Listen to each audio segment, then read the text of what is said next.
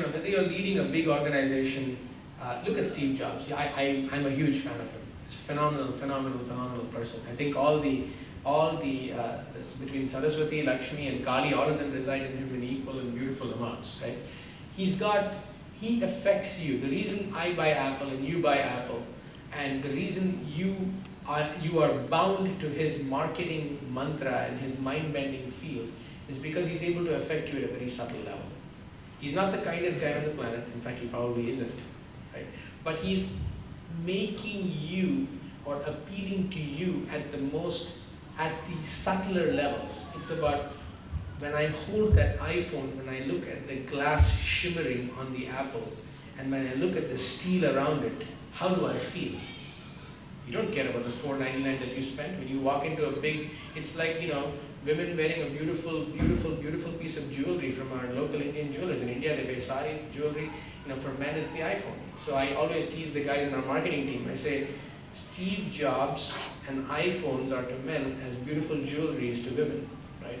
So I think it's that appeal at a very subtle level that causes you to become part of his self-orientedness, right? So let me come back to this. If you want to affect success, heck, forget about success. If you want to affect an outcome, if you want to make people move with you or make people do things for you, then you essentially have to appeal to them at a much more subtle level than at a gross level. I think that's very straightforward. We all sometimes forget that, so it's really important for you to keep that in mind.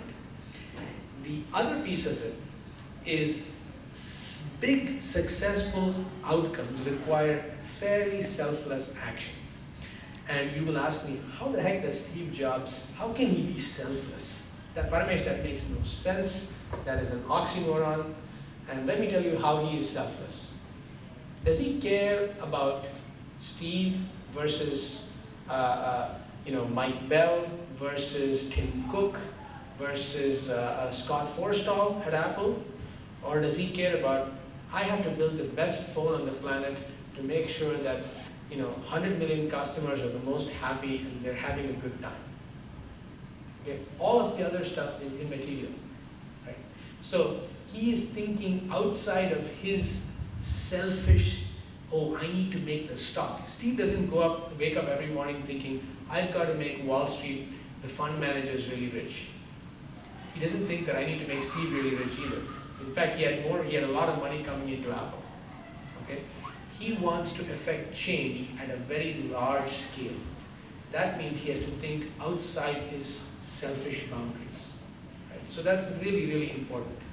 Now let me get to the second part of this. We all talk about Sankalpa, we all go to temples, we tell priests, please, when you pray to the god or the goddess today, please say, oh great god or goddess, I, Parmesh Gopi, and my family, we are all going to sit here and pray to you, whether it's Durga Ma, or Shiva, or Vishnu, or Venkateshwara, or Balaji, and say, we hereby promise, Mama Pata Samasta Hridaya Kshayadvara, and we open doors into other realms. And we hereby solemnly sit in front of you and ask you, O God, to pervade us and give us dhana, dhanya, putra, pashuputra, baba, all that stuff, right? So, this whole notion of directed intent. Most people who do the puja, who go to temples, who sit there and do not understand the sankalpa that they are taking, will not reap the subtle benefits of their sankalpa. Right? So it's all there to operate at every level. So it is really important. My sankalpa for our company is, how do I make sure that we are the best mid-cap stock in the market? That is a sankalpa, not for me. The fact that I will benefit from that is tangential. But if I don't start there, and if I think, wow, you know what, I need to figure out a way to make sure that no matter what happens, I make my $5 million a year. That's not the way you think when you're trying to lead, right? So directed intent outside your self-boundary is very critical. So let me then give you the corollary to that, which is all of what I explained. Think about making 500 people feel better about themselves. Think about keeping 500 people so happy, so well endowed, Think about keeping 5,000 people. Think about keeping 5 people in your group well endowed. Think about promoting them. Think about expanding their material and mental state when you think about leading them. Again, move out of the sphere of what is good for you to what is good for the organization, for the collective, for Geet Pro, for Sangha. The whole notion of Sankalpa directed outwards and galvanized with hundreds and hundreds and hundreds of minds together is very, very, very powerful. Right? So in the Bhagavad Gita, there's an interesting, in the end, Krishna does something beautiful. He makes Arjuna realize his sankalpa and really makes him understand that it is his sankalpa to win a righteous war, not for Arjuna's personal glory, not for Arjuna's personal spiritual advancement, right? But it is that sankalpa to do yada yada hi dharmasya, to establish righteousness, to establish a code for the larger world. That's why it's called Mahabharata, just not Bharata, right? So I think the notion of when Sanjaya finishes Bhagavad Gita, he says, Yatra Yogeshwara Krishna Yatra Partho Dhanurdharaha Tatra Shri Vijayo Bhuti Dhruvaniti Madhirmama. So, what is Krishna? Krishna represents union of Sankalpa and self. He's the ultimate union. But does he have any weapons? No, he's the ultimate CEO. He does nothing on his own. What he does is phenomenal. His personality expands beyond himself and it influences a whole billion people to basically establish Dharma. And one of his instruments is Arjuna. Right? Ishvara sarva bhutanam prityesh arjuna tishtati bhamayan sarva bhutani yantra rudhani mayaya. Right? So the notion of his personality influencing a large group of people, the biggest instrument being Arjuna, is very, very, very key. So what do you need? You need Sankalpa unified in the self, and you need your instrument. In this case, the instrument is Partha, right? Dhanurdharaha. He doesn't say Yatra Yogeshwara Krishna, Yatra Partho. He says Dhanurdharaha. Why? Because you need action. If you don't have action, it's useless. You need all of the stuff that you're endowed with to function and get aligned with Sankalpa that is closest to the subtle part of your personality. If you do that, Tatra Shri. Shri is what? It is Lakshmi, Auspicious. You want wealth, you want health, you want outcomes, you want big success. It is guaranteed.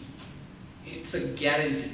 In fact, if you look at all the successes in your life, where you believe that you've had anything aligned, you'll notice two things. You've taken yourself out of the equation, and you'll say, wow, I just happened to be there at the right time. Well, the key is you happen to be there at the right time and you happen to sacrifice your notion of self for something bigger.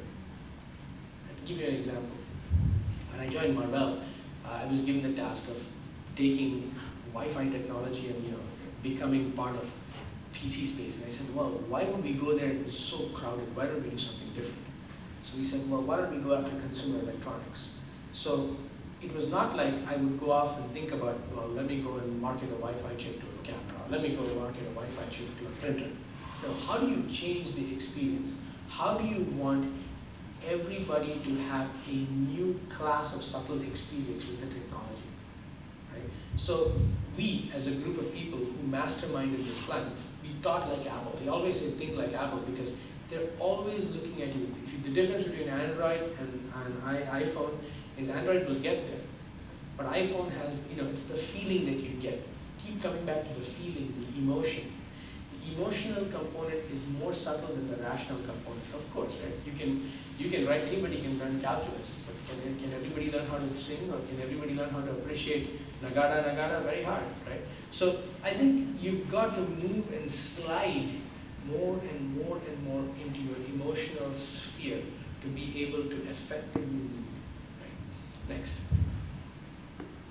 So having said this, I've talked enough.